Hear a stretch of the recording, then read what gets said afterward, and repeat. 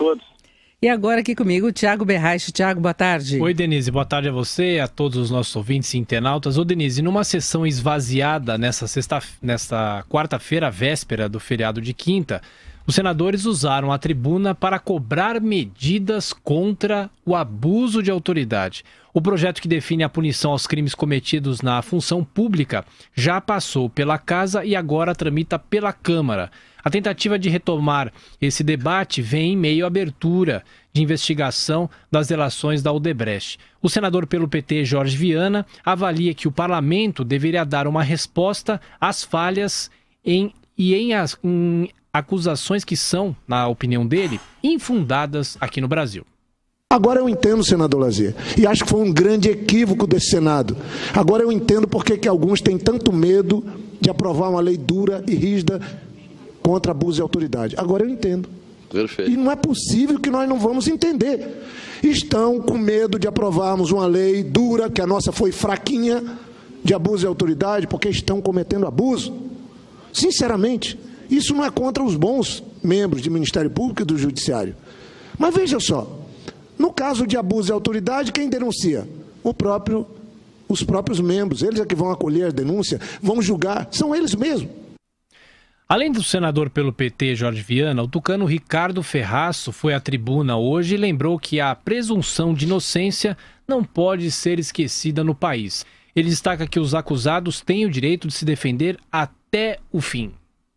A Convenção Europeia para a Proteção dos Direitos do Homem e das Liberdades Fundamentais determina em seu artigo 6.2, aspas, toda pessoa acusada de um delito será presumida inocente até que se prove sua culpabilidade conforme a lei.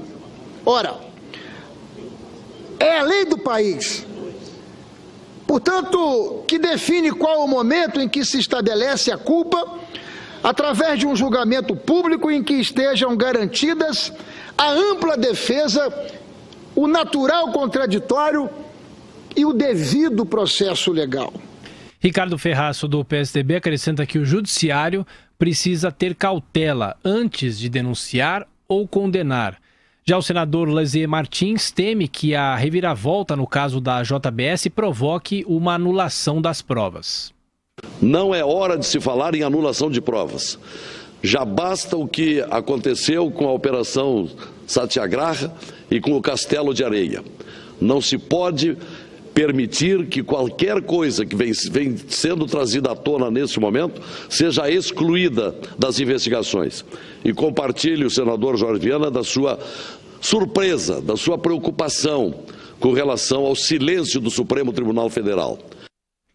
O senador Lazier Martins, do PSD, questiona, Denise, será que os escândalos de corrupção no Brasil chegaram ao ápice ou nós estamos já no fundo do poço?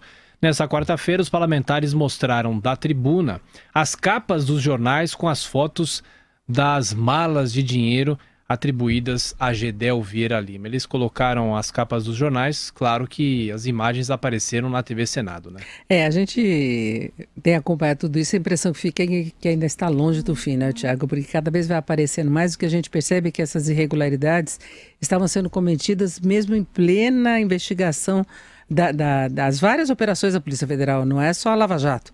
Tem muita operação e paralelamente eles continuavam enchendo o apartamento aí com malas de dinheiro. O Gedel já tinha sido preso, depois saiu, não é? Chorou na polícia, falou que não tinha nada a ver com o esquema de corrupção, né? Mas tem muita coisa ainda a aparecer. Eu não esqueço nunca quando o ex-ministro José Dirceu foi preso e os procuradores da Lava Jato diziam o seguinte, que mesmo condenado no mensalão, ele ainda pedia dinheiro para movimentar o escândalo do Petrolão. Ou seja, eles não aprendem, é uma ganância muito grande, né? Tem alguns articulantes dentro da própria cadeia, sim, presos e continuam trabalhando. Né? Foi o caso dele.